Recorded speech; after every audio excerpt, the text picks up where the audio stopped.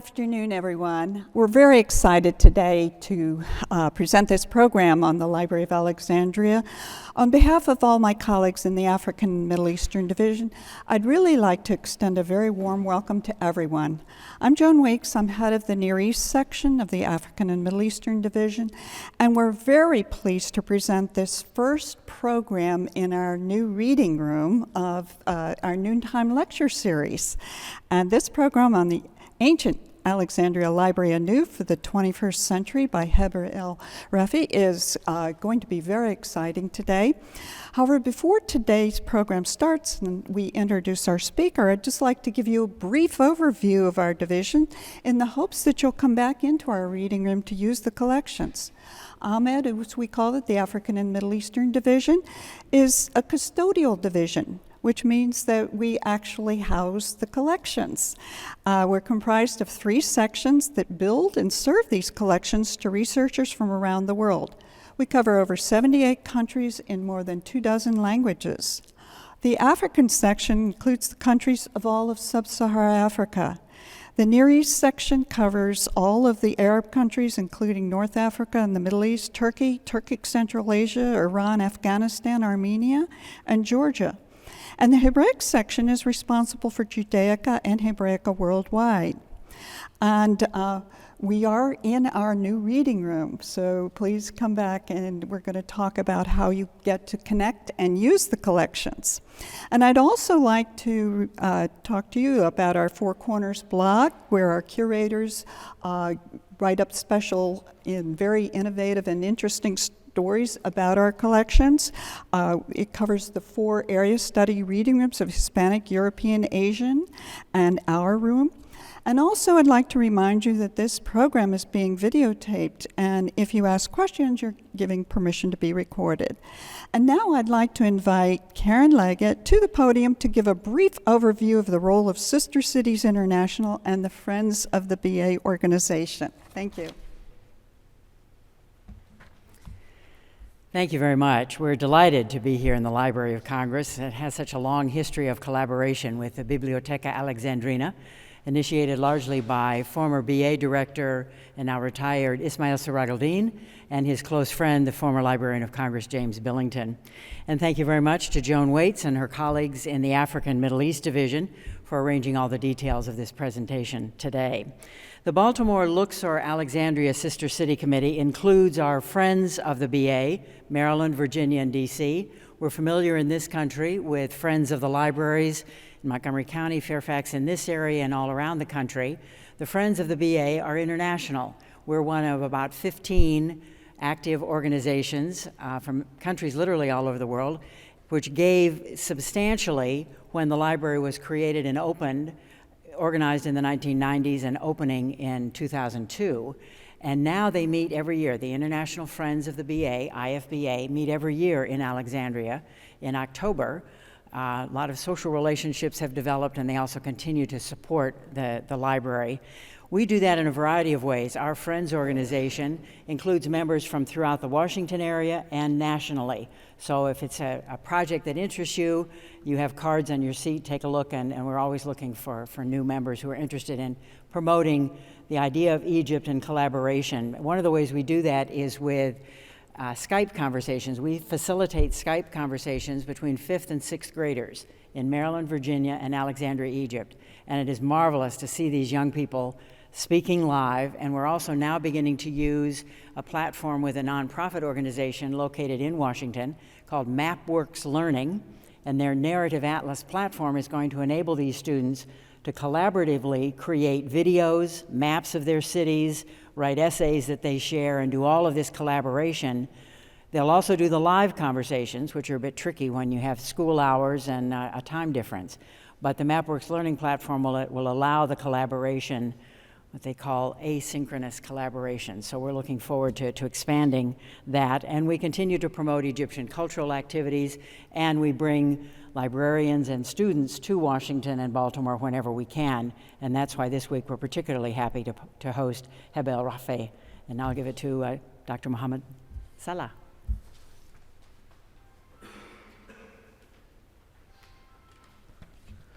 Good afternoon, everybody. Thank you all for joining us today.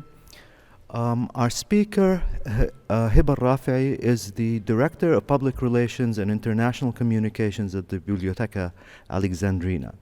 Following a career with the organization that has spanned 18 years and in various leadership capacities, she brings with her that experience of strong communication, presentation, and management skills.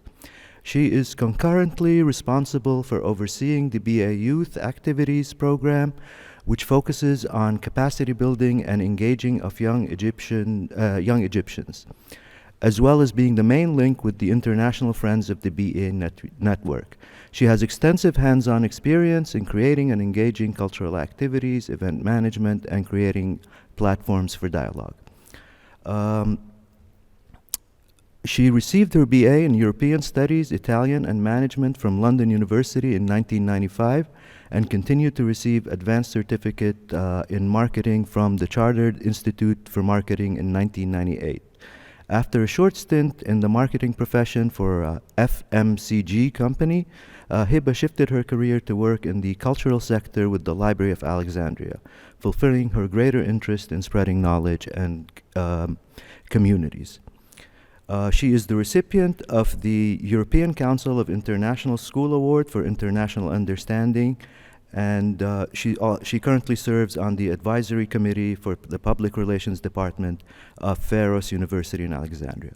So without further ado, Ms. Heba El-Rafey.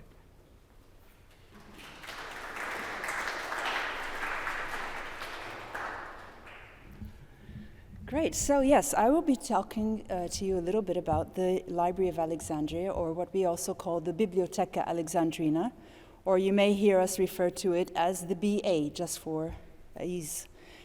So the ancient Library of Alexandria has a certain legacy, and many people have heard of the ancient Library of Alexandria.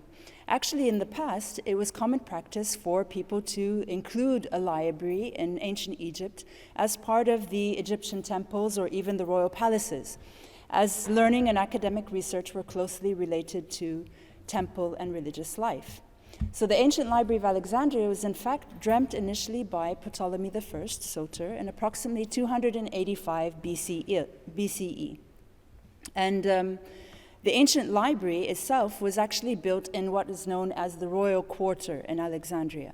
And at its peak is said to have had approximately 700,000 scrolls in various languages. So basically it was there to serve as a universal library, or a depository for universal academic thought. And as such, there were very many international scholars and academics and philosophers who enjoyed a considerable amount of academic freedom at the Library of Alexandria. Now, some of these names you may have heard of, but you might not have realized that they were actually resident scholars at the library, including, for example, Eratosthenes. Now, he was a Greek mathematician, geographer, poet, astronomer, and music theorist. And in fact, he also held the position of chief librarian at the Library of Alexandria. And he is known to have invented the discipline of geography. In fact, he was the first person to calculate the circumference of the Earth. And this method that he used is practiced every 21st of June on the summer solstice in the plaza of the new Library of Alexandria by children. And it's very interesting to note that his calculations were a mere fraction of the current calculations that we have using modern technology today. Another important mathematician and astronomer, Greek origin, and again another chief librarian of the Library of Alexandria, was Aristarchus. Now, he was the first, actually, to place the sun at the center of the universe and said that the Earth was the one that revolved around the sun. And he also put the planets in their correct order. Another, again, Greek origin, one you may have heard of here in the Library of Congress, is Callimachus. He was actually a Libyan of Greek origin, but he was also a noted poet and critic and scholar. And he was the one who is responsible for producing a bibliographic survey, or what we would now consider to be cataloging, or the process of cataloging. And he did so for the contents of the library. Euclid, known as Euclid of Alexandria. Again, another Greek mathematician, and he's the father of geometry. And his Elements, the major work that he produced, was actually a main textbook for learning up until the early 20th century. And this was all done at the Library of Alexandria. Were they all Greek? No, they weren't necessarily all Greek. We also had an Egyptian priest who also practiced there.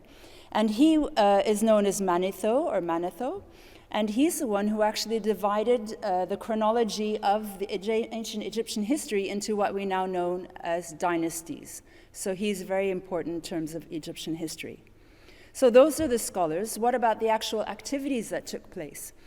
Well, actually, many of the scrolls that were at the Library of Alexandria were either they were acquired through purchasing, or they were taken from passing ships through the Mediterranean port, or they were taken from Athens and copied and often translated and returned, or sometimes not returned, or the copies were returned. And the most famous translation that took place at the ancient library is something called the Septuagint. Now, the Septuagint is basically the translation of the Old Testament and some other related text from Hebrew into Greek. And this was performed by 70 Jewish scholars, hence the name Septuagint. So what happened to the ancient Library of Alexandria and all of its glory? Well, there are many different theories, and nobody knows 100% for sure, but I will present to you the basic, or what we perceive to be the most common theory. So the demise of the ancient Library of Alexandria, the library lasted about 140 years, and the demise began in 48 AD during the Alexandria War, where there was a clash between Ptolemy XIII and Julius Caesar, and Ptolemy, who was the brother of Cleopatra. Now, Julius Caesar had no intention of burning down the library. That was not the case, but in fact, he was, in order to win the war, he set alight to his own fleets at the docks, and unfortunately, that fire spread and went into the royal quarter, and much of the library was destroyed. In ensuing years, further Roman rule also actually destroyed what was known as the daughter library at the Serapeum, because they started to expand. And when Christianity entered, there was a destruction or an attempt to go against all things considered pagan. And eventually, Alexandria did become the center for Christian learning, privileged by the teaching of Origen and Clement. Now, by the time the Arabs entered in 642 AD, under the direction of Amr ibn al-As, there was no library and there were no books at that time.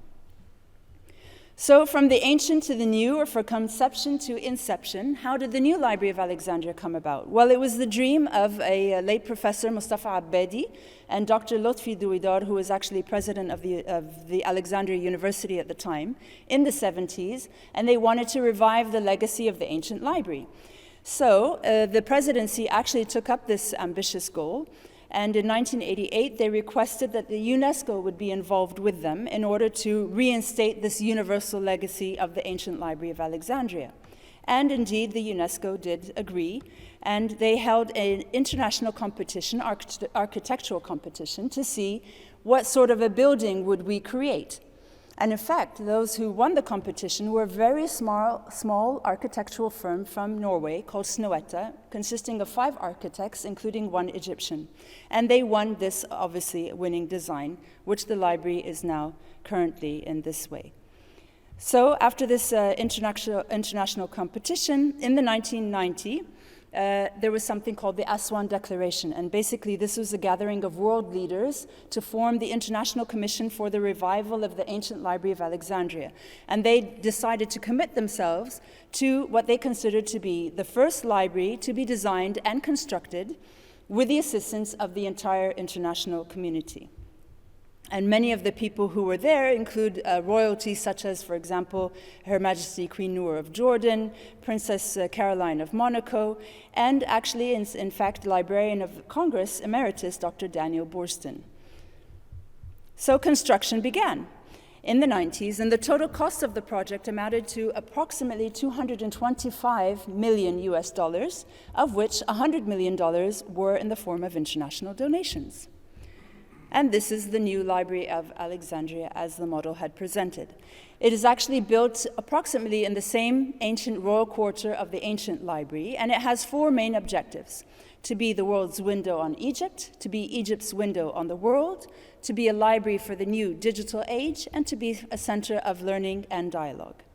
As you can see, the building itself is like a tilted circular shape, and this is representing the sun as it arises in the horizon, so that it's there to receive all kinds of knowledge and transmit them throughout the Mediterranean world. We also have a very large granite wall that surrounds the main building, and this granite wall actually has engraved in it letters representing 125 alphabets from around the world and throughout time. And the idea here is to symbolize encompassing the world's knowledge regardless of whatever language it is presented in. Here you can see more of the plaza from further away, or what we call the complex, and it also has a bridge which connects the University of Alexandria, which is on the other side of the road, and beyond, further into the sea, representing eternal knowledge. And finally, this is the Planetarium, which here represents the Earth that revolves around the sun. So, as you can see, the library here, and on the left there's the conference center, is a cultural complex which is dedicated to recapturing the spirit of openness and scholarship that the original Bibliotheca Alexandrina did. And I hope to show you within the next coming slides exactly that it is indeed much more than just a simple library. In October of 2002, the Library of Alexandria was officially inaugurated in a grand event. Now, I did mention that there were some eminent visitors and scholars at the ancient library, so it's only befitting that the new Library of Alexandria also hosts eminent scholars and visitors. And just to give you an example of a few people who have been at the library or have visited us, and in no way is this limiting, for example, the late Professor Nobel laureate Ahmed Zouil, even the director Martin Scorsese, Dr. Farouk El-Bez, Umberto Eco, Wole Soyinka. So you can see they come from various backgrounds, countries, and even professions. More recent times, we've had our president, President Abdel Fattah el-Sisi. We've had Pope Tawadros II. We've had Sheikh al-Azhar, Ahmed al-Tayyib, royalties such as Queen Sofia of Spain, Prince Henrik of Denmark, presidents including the President of Cyprus, even the First Lady Laura Bush, when her husband was in presidency, visited us. But they're not just all diplomats and official delegations. We've also had some artists such as Vin Diesel and Ray Fiennes we've graced our premises.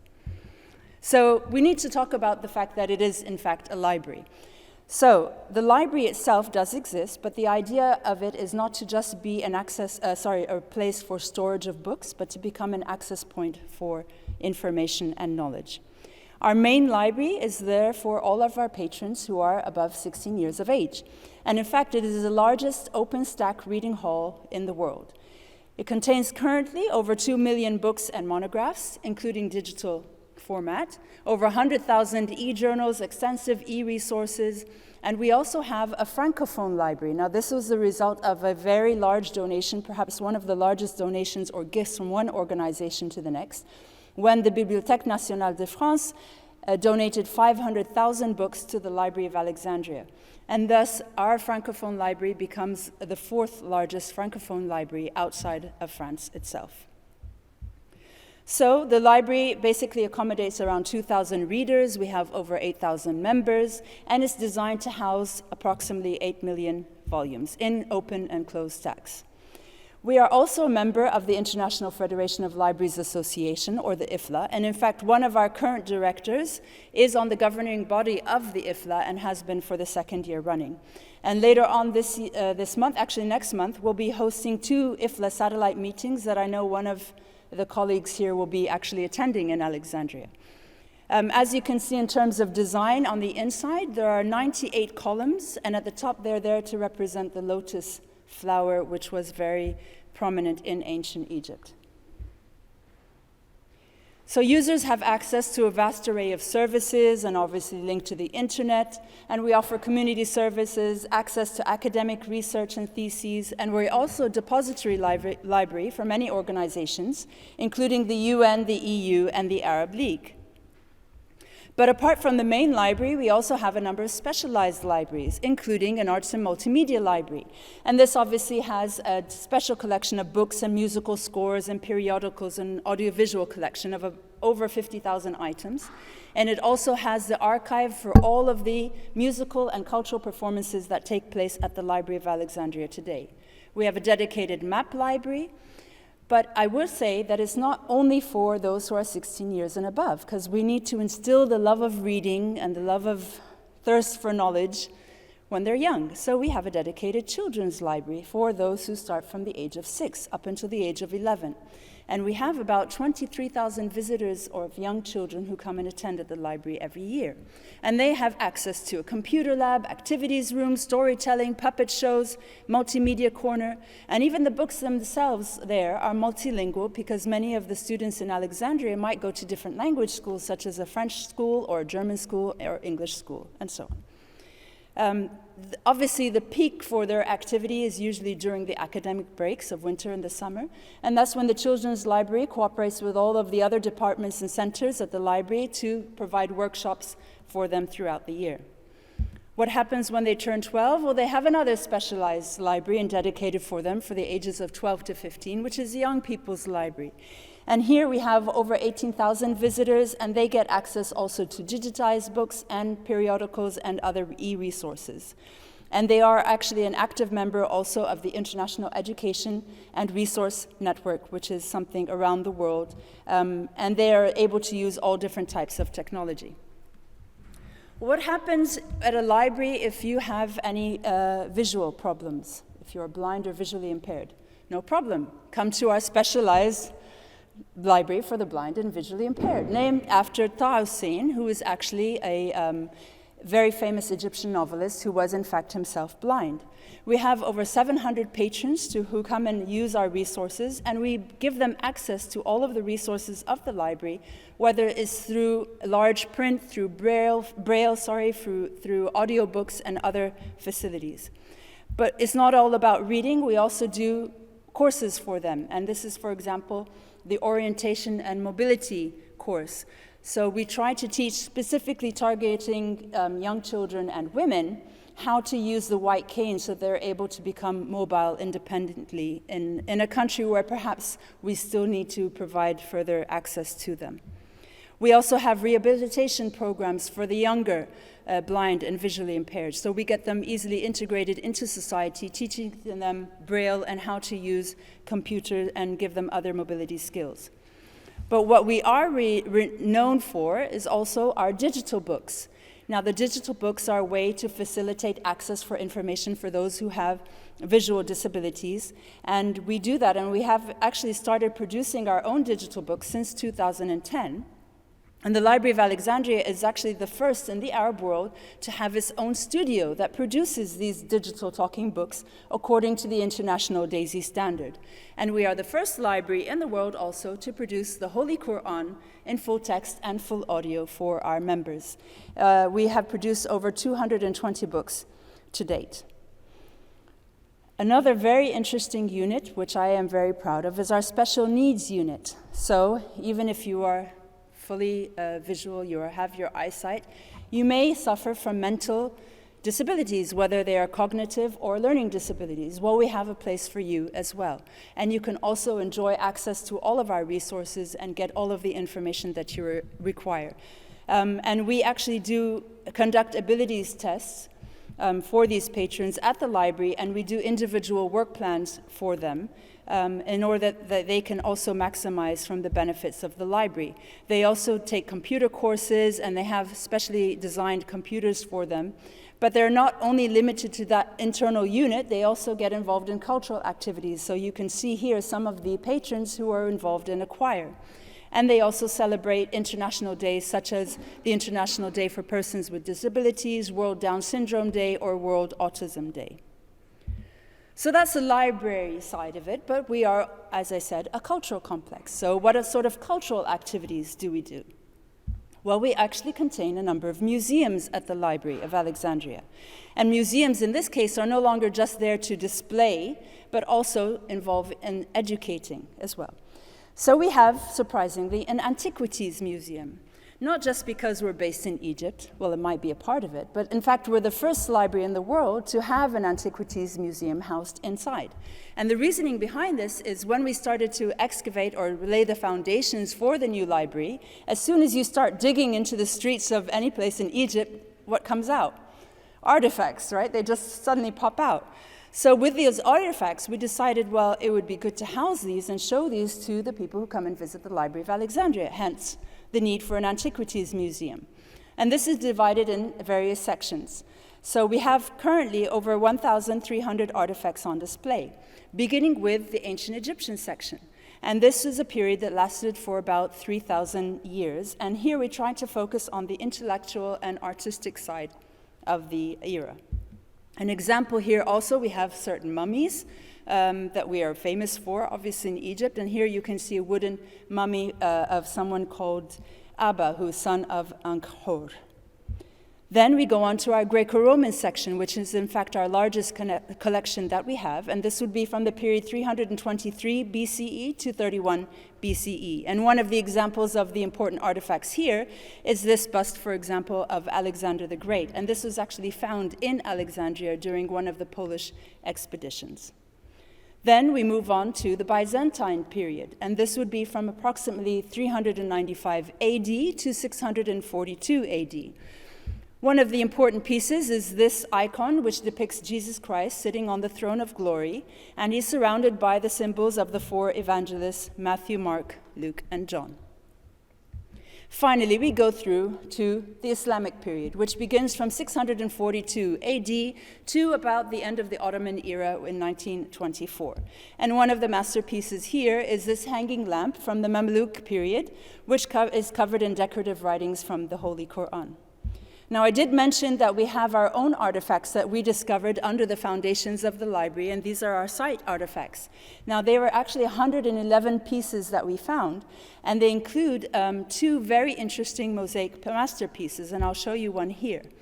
Now, this one, as you can see, this dates back to around the 2nd century BCE. It's done in rock, marbles, and rock limestone. And you can see there's an image of a dog, which is very unusual, and he's sitting next to an upturned Greek vessel. Now, I always say, and I have to say this even when I'm here, every single time I see this piece, I remember his master's voice. I don't know if that rings a bell with you as well, but it certainly looks familiar to me. We also have a vast collection of sunken antiquities, because don't forget, we are on the Mediterranean. And the Mediterranean is also full of antiquities, and many expeditions went underwards, and they took the antiquities out. And so these submerged antiquities were taken out from the Bay of Abu Qir and also the Eastern Harbor. And this is one of the statues, for example, that dates back to the 3rd century BCE. And surprisingly, even though it was kept under the water and salt water, they were actually very well preserved. By coincidence, this particular exhibition of sunken antiquities is currently on tour. It was last at the Minneapolis Institute of Art, and it will soon be in the Reagan Museum in California in October. So if any of you are there, please do go by and have a look. Just because we talk about antiquities can't mean we can't be tied to the modern age that we live in. So our Antiquities Museum has created a digital database where all of the collections of the museum are available online. You can access it from the privacy of your own home, and you'll be able to have a look at all of the artifacts, get more information about it, the time period that it was found in, and so on. We also have something called the Wall of Knowledge, and you may have heard of the Book of the Dead. Well, this is a very famous papyrus. This is obviously just a digital representation on the wall, but we have actually created our own augmented reality application that you can use, and then it sort of comes alive as you present it in front of the wall, and it gives you more explanation about what's going on. Incidentally, this is available in 3 languages, Arabic, English, and French, which are the 3 official languages of the library itself. They do a vast number of education programs with the children.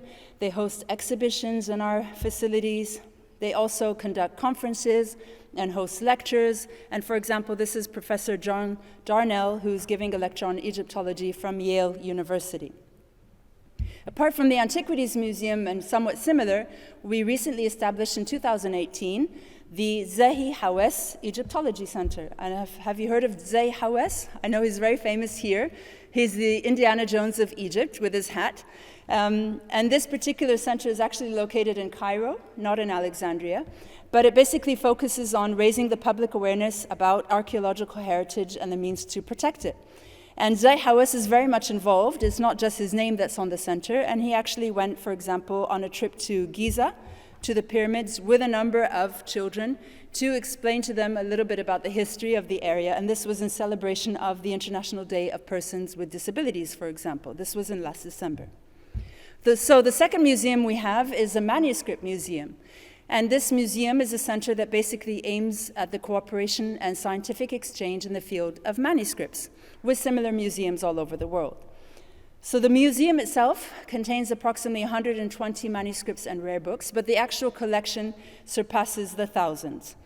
And they contain actually original and facsimile and photo-printed manuscripts. The museum also houses 2 pieces of the Kiswa of the Holy Kaaba, or the covering of the Holy Kaaba in Mecca.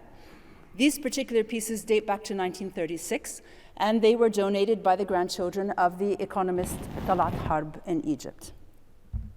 Our oldest manuscript that we have dates back to approximately 978 AD. This one is an interpretation of the Holy Quran by al-Busti. And apart from being one of the oldest manuscripts in our collection, and indeed the world as well, it's very important because it documents the transition in the writing of the Arabic language from not using dots to using dots. I don't know how many are familiar with the Arabic language, but if I have a certain symbol, if I put the dot on the bottom, it gives me one letter, and if I put the dot on the top, it gives me a completely other letter. So in the past, people were very, very proficient in the Arabic language, and they didn't need to dot, so they could just read very easily. And in fact, it was insulting to put the dots. It meant that I'm saying you're ignorant and you don't know how to read this until I put the dots for you. But eventually it became more and more complicated, so there was a transitional period to this day now we are unable to read without these dots. The oldest rare book that we have in our collection dates back to 1482 AD, and it was printed in Venice. And we also have a facsimile copy of what is considered to be the only surviving vestige of the ancient Library of Alexandria. Now, we said at its peak it had around 700,000 scrolls. Were they all burnt? Did anything survive? We're not 100% sure. But this particular piece of papyrus is located at the Vienna Museum in Austria, and it is claimed to be a part of the collection of the ancient library, and is said to have sort of like an index of some of the other scrolls that were there, but it's very difficult to read. Again, tying in our history with the future, the Manuscript Museum also does a large number of digitization projects where they do digital copies of all of these manuscripts, especially because researchers want to access the knowledge, but the paper is so fragile that there's no way we can give that in the hands of everyone. So they're able to do that without damaging the manuscript. More and more educational programs and courses for the children. But something that we are also very proud of is that we take care of our own manuscripts and rare books in our own conservation lab. Now, our conservation lab is there to protect, maintain, and restore various manuscripts, documents, and rare books. But not only do we do that for our own collection, now we have become the center or the focal point for people in our region and around us. So we have done about 2,000 ledgers and documents for the Suez Canal Authority. We're in the process of doing restoration for the Greek Orthodox Patriarchy in Alexandria for some manuscripts dating over 1,000 years old, for the Azhar al-Sharif, and even for those further beyond in Kuwait and other areas. And you can see an example here of one of the manuscripts before its restoration and after. And what's important with the way that we do this is that it's actually reversible. So if in the future there's a better way of doing it, we can undo what we have done and do it in a better way. We are also the leaders and pioneers in using nanotechnology in terms of our restoration fibers. And this is the first time that this has been done in an Egyptian restoration lab. Our Manuscript Center focuses on disseminating the knowledge about Arabic and Islamic heritage.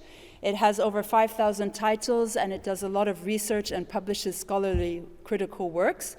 And it gathers like-minded researchers together to discuss and further address many of the manuscripts it has.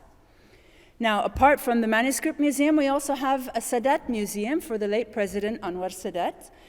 In fact, there are 3 in Egypt, and one of them are located at the library.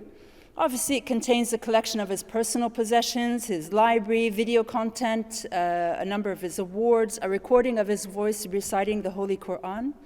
It also has a collection of medals and president's military suits. And most importantly, we also have the military suit that he wore on the day of his assassination on the 6th of October in 1981. And you can still see the blood stains on that. We also have a history of science museum that talks about basically the sciences through the ages in Egypt, from ancient Egyptian to the Hellenistic period through to the Arab and Muslim world. We also like and cater for the arts. So we have a vast number of 15 permanent exhibitions. 14 of them are about the arts. We have the Impressions of Alexandria, the Awad collection, and this is specifically for Alexandria, including lithographs and maps and photographs and everything pertaining to Alexandria between the 19th century and the 20th century. The world of Shadi Abdessalem, he was a very famous, distinguished and acclaimed filmmaker and creative designer and set designer. We have the Arabic calligraphy collection for Muhammad Ibrahim. We have the history of printing of the Egyptian press, and this is the Bulat press. There we go. And the Bulat press was established under the rule of Muhammad Ali Pasha in 1820, and in fact, the first publication to come out of this press was an Arabic-Italian dictionary in 1822. We have a Star Riders that talks about astronomy in the Arab world, folklore and ethnic costumes and jewelry and painting from around the country in Ra'ayn Nimr.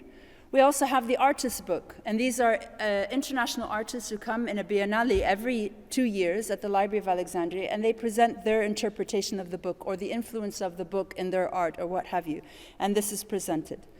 A very important other exhibition that we do for artists is called The First Time, and this is for budding local artists who want to have the opportunity to display their artwork. So we gather them together and we give them the space and that they are able to provide to display their art. We have a number of ceramic collections, Muhyiddin, A Creative Journey in terms of ceramics and sculpture, Adham Hanin, Ahmed Abdul Wahab. We have a specific sculpture collection as well. And the BA is becoming a hub for creative sculpture experiences in the region. Visual arts such as Hassan Suleiman, Farouk Shahata, and also Saif and Adham Wanli. But it's not all about the arts. We also have an exhibition for our digital world because we are very much connected to the century we're living in today. And we like to present the projects that we work on, and I'll tell you a little bit about those in a minute.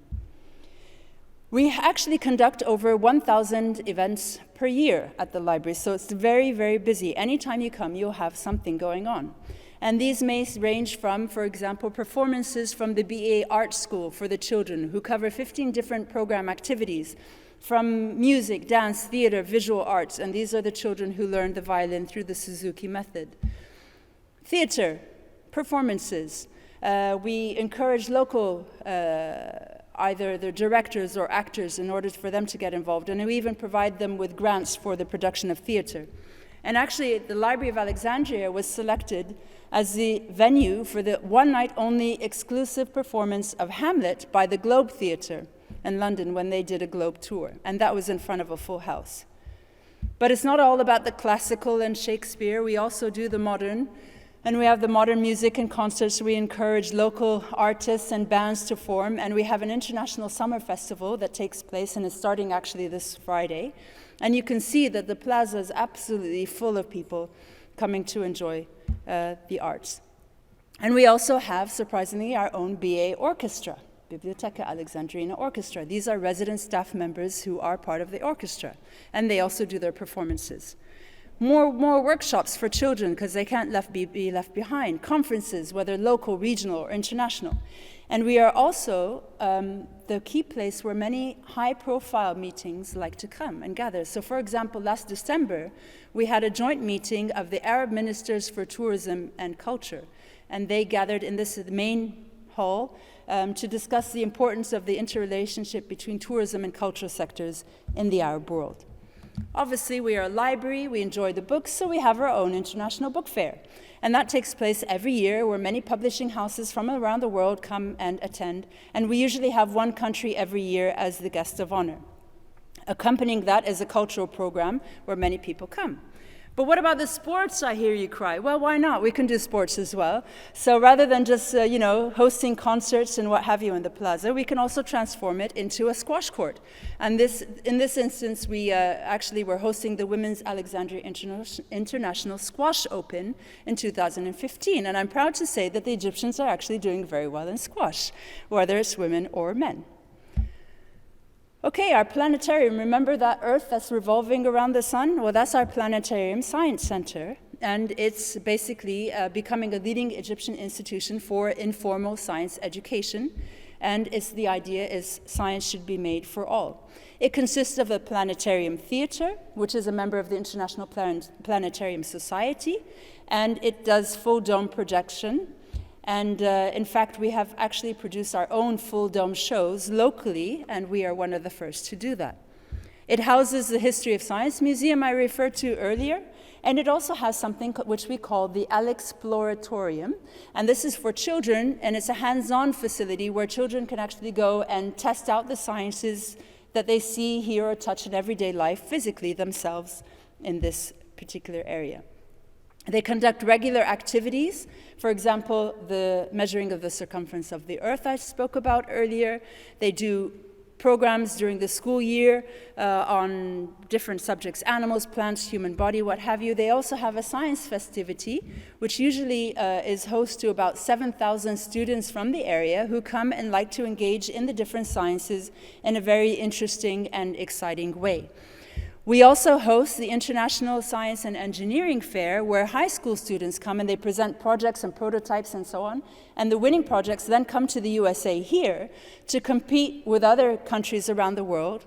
And this year, Egypt actually won the 3 top prizes in that event. They hold a number of conferences and lectures. And this, for example, is a lecture by Omar Samra. He's the first Egyptian to climb Mount Everest, to complete the 7 Summit Challenge, and he's actually one of 3 Egyptian youth who have been selected by NASA to go to the moon. So the Egyptian flag will be on the moon very soon, so watch out for that. They also go out to the schools and initiate science clubs in the actual schools. Now, it's interesting, because we're relatively new, inaugurated in 2002, we are very proud to say that we have been born digital. So we don't have to actually, manipulate something and create it for the 21st century. And we are an active member of many leading digital institutions around the world. We have over 3,300 computers spread throughout our facilities, millions of pages of digital text, and thousands of hours of digital film and video. We have the only complete backup and copy and mirror of the Internet Archive. Now, the Internet Archive is actually based here, the original in San Francisco, and it's the recorded memory of the web pages on every website on the Internet since 1996. So it's got a lot of information. But our staff has locally actually done a lot of hardware and programming to increase that capacity to hold now 4.9 petabytes of data. Speaking of petabytes and other bytes, we also house a supercomputer. Now, the supercomputer is a high-performance computing cluster facility. And what that does, basically, is this computer here that you see in front of you can serve researchers so that they can conduct, get this right, 118 trillion calculations per second. So you can imagine the amount of information that you can get through this supercomputer, and it's very valuable, particularly in applications concerning bioinformatics, nanotechnology, and many more. We have our own digital lab, and that's very heavily involved in the digitization process. How do we get everything that we have online so that people can access it?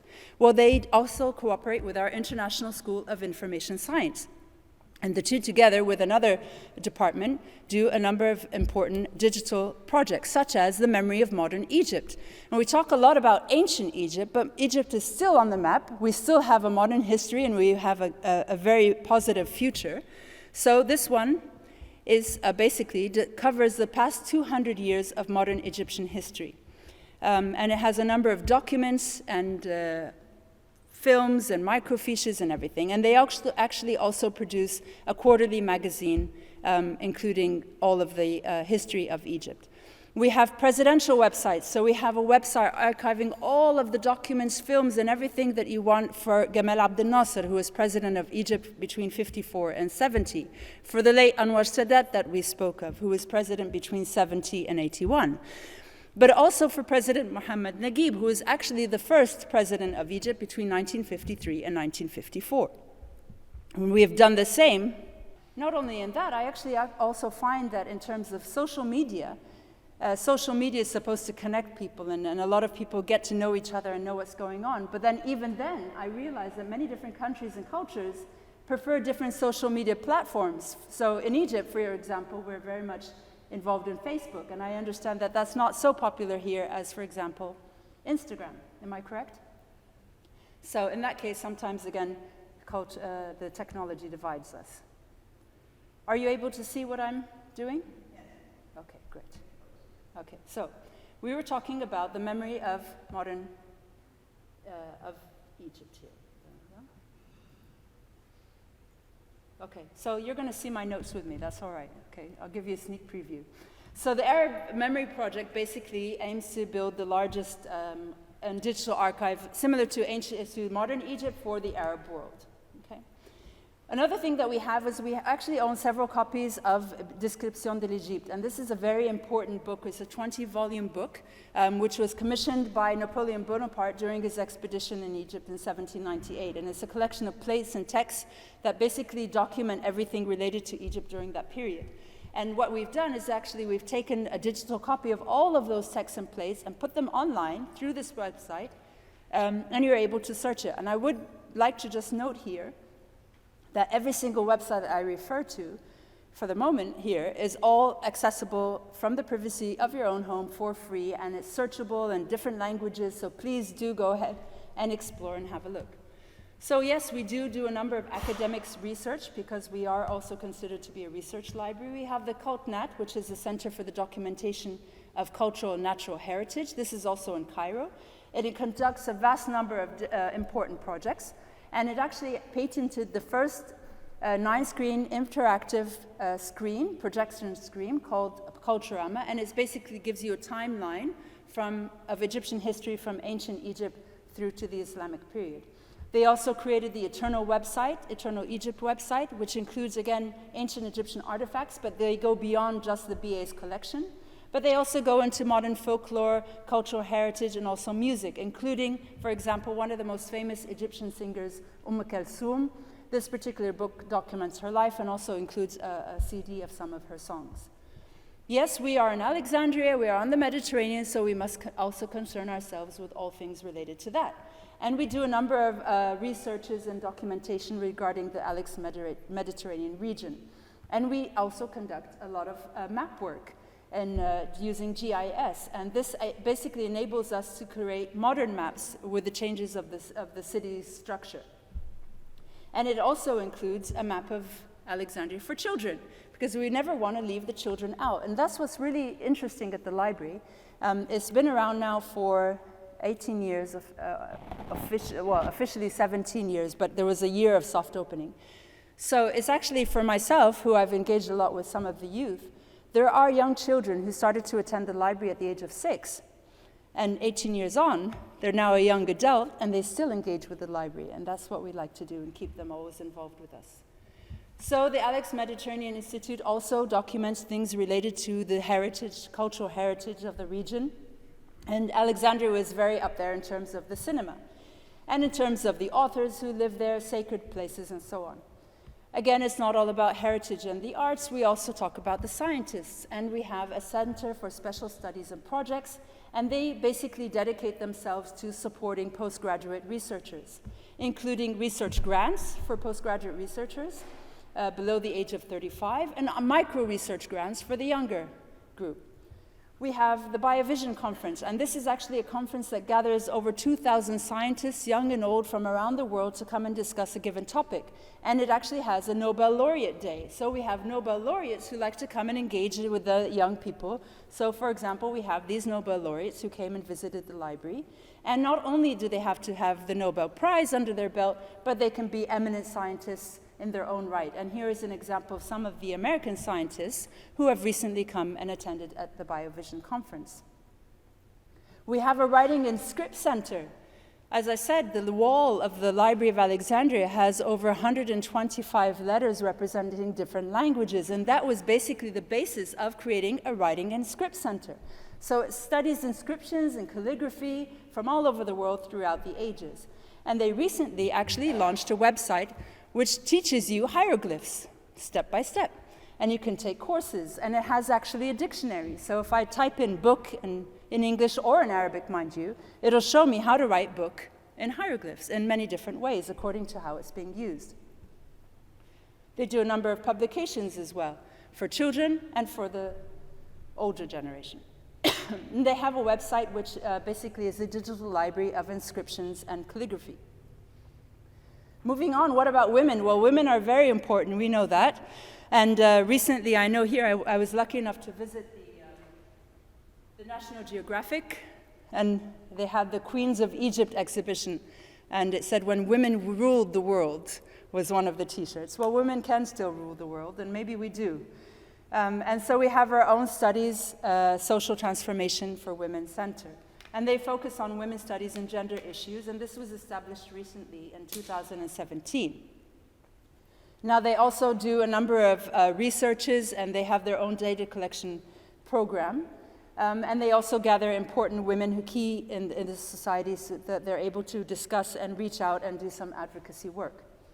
We have a Center for Coptic Studies, and this was established in 2013, and this focuses on Coptic heritage. And here we're talking about Coptic for all Egyptians, not necessarily just Christian. And they have their own magazine that they issue as well, which deepens the concepts of tolerance and acceptance of the other. We have a Center for Islamic Civilization Studies, and one of the projects that they have done here is actually called Islamic Reform Thought, and this is a website as well. And they have a series of publications called Reissuing the Classics. So we talk about those very important books in Islamic thought and bringing them back to current life. Yes, we are also concerned with our environment, so we have a Sustainable Development Program. And this program basically conducts environmental studies and provides training, and particularly for the young. So we have something called the Youth for Environmental Sustainability and Better Understanding. And these are for school students between the ages of 13 and 18. But we also have a League of Young Masters for those who are mainly 18 and above. This was launched in 2006, and they meet weekly to discuss issues which are relevant to them. But given that Alexandria also has a large number of students from other African countries to come, we created the African League of Young Masters. And this way, they're able to meet with each other and other Egyptians and integrate better within the society. But not all African countries speak English, so we created a Francophone League of Young Masters. And a number of different youth activities also take place. It says here that according to the July 2017 CAPMAS, actually about 23% of Egyptians are between the ages of 18 to 29. And if you include everyone under the ages of about 30 to 35, that's almost half of the population. So you can see that we are a very young population. So we created the Bibliotheca Alexandria Youth Activities Program, and this focuses on 4 main areas: entrepreneurship, youth culture, what we call I'm a Responsible Citizen, and this is Africa. Entrepreneurship, so you might not be able to land a job 9 to 5, and not many people want that job anymore, so they want to be their own boss and do their own thing. How can you go about that? Where's the feasibility study? Have you studied the market? How do you get the idea going? How do you get a startup up? Youth culture. What is youth culture? Do youth have their own culture? Does it transcend borders or not? So we also host an international youth culture conference every year. We also hold simulation projects for the African Union, the League of Arab States, the UN, the EU, even the economic sectors. I'm a responsible citizen. Well, you can't just be enclosed in your own little world and at their PC. What can you do to actually become active and to help out in terms of your community? Whether that's through initiatives that cover green projects or through initiatives that are basically going out advocating that youth, you don't have to go towards drugs to resolve any of your problems. And because of the library's close connection with the youth, Egypt recently hosted the African Cup of Nations, and we were responsible for getting those youth over to volunteer and to be involved in organizing that Cup of Nations. Speaking of Africa, we have an Africa program, like I said, the African Union, but we also have an international website, for Information for Africa. And this provides African researchers very important access to resources that they otherwise wouldn't be able to access. And this is actually, we have this in cooperation with the Library of Congress here. And graciously, they have offered our researchers, those who have logged on, access to important resources at the Library of Congress. They hold important conferences, and they also provide particular grants. Well, what happens when you come to the library? You'll be greeted by someone like me or my colleagues, and we get actually over 1.5 million visitors a year. 600,000 of those are readers. And we provide those who want them with guided tours. But if you don't come to us, be sure we will come to you. So we also reach out to you, and we have something called the Professional Training Institute, enticing you to come to the library and learn something new. And these are professional courses what we provide the public. And you can go on and find out what they are. We have something called the Embassies of Knowledge, and these Embassies of Knowledge are sort of like satellite operations for the library across the country in the universities around Egypt. We have actually covered about 20 of the 25 governorates of Egypt, and they are sort of like mini outlets where people can access the resources, get involved with the activities that are going on, and have their own specific workshops done for them.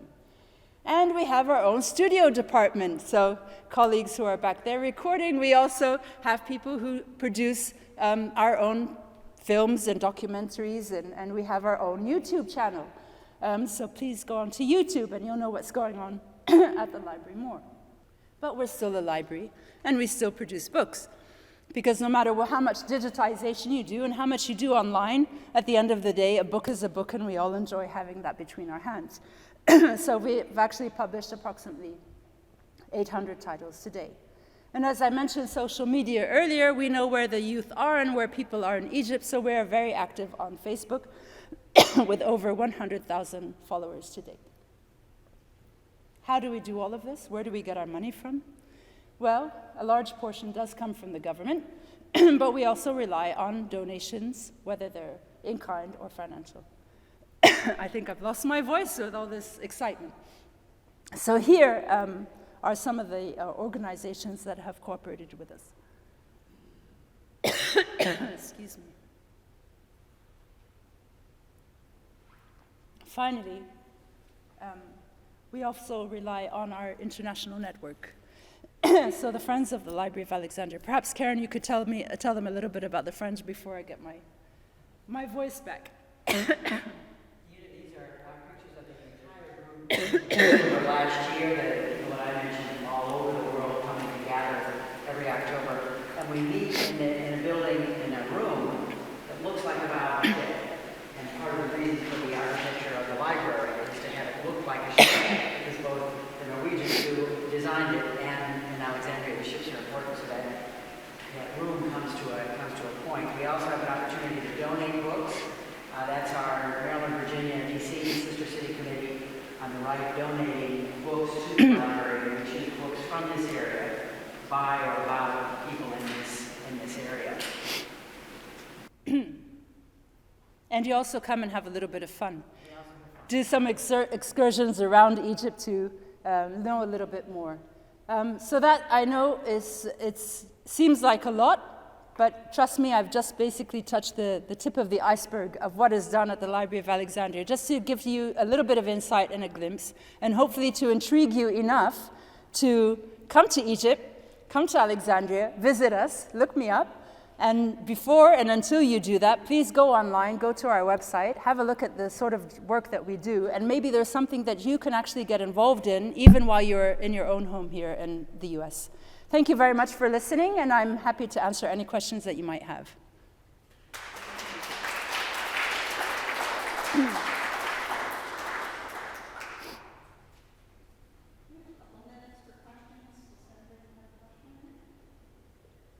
No? Yeah.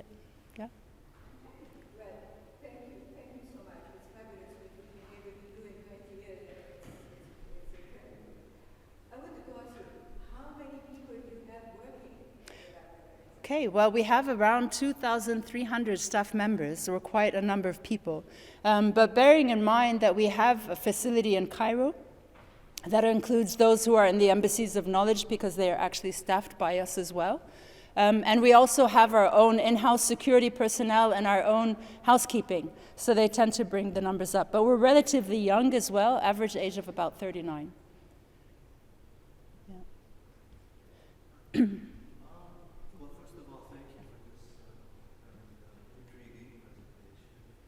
I was curious about something you said earlier, like artifacts that you could create beneath the library. Yes. So there was an excavation before the actual site. It didn't start as an excavation. It was basically they were laying the foundations to build a library. But as I said, and many people will notice that once you start digging, literally, you find artifacts. Because the layers underneath are just full. You're talking about over 7,000 years of history. So you can imagine how much has piled up. So when they started to dig, they realized that there are artifacts here. So they brought in specialists to deal with that. And they located 111 artifacts, which are on display at the library at the moment. But it's in cooperation with the Ministry of Antiquities, I must say, obviously in close cooperation with them. Yeah.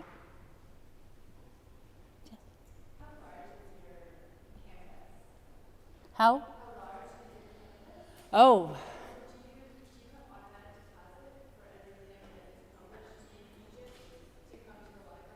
Do I have automatic? Okay, right. Well, what we have, how large is it? I don't know in terms of meters, to be honest with you, is relatively big. As I said, the building itself, goes underground and above ground. Oh, thank you. And, this is me with a different voice, a different personality. So we do have something called the Digital Assets Repository, or it's a website where we digitize everything. Excuse me one moment. And we try to put on our collections as much as possible onto that website. It's mainly Arabic, more over than other languages at the moment. But we do do that within, it's very important for us, fair use. So we do according to copyright. So if you're in the Library of Alexandria, you're able to access more because you would be able to see that on the shelf. But at the same time, if you're outside, you have only perhaps 5% according to the copyright laws. If it's out of copyright, then it's fully accessible.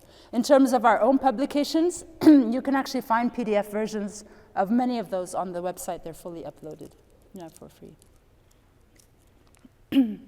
Don't mind my voice. Please feel free to ask any other questions. I will get the information out. Yeah? Okay. Thank you very much.